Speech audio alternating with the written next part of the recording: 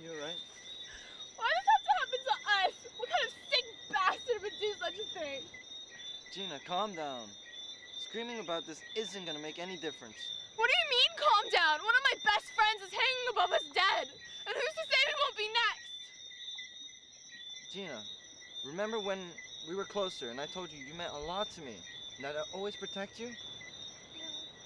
That would never change. Matt, I still have feelings for you. This isn't the time or place. It's over.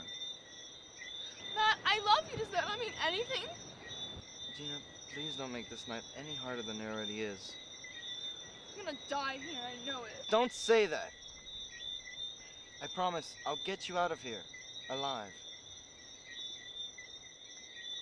What are you doing?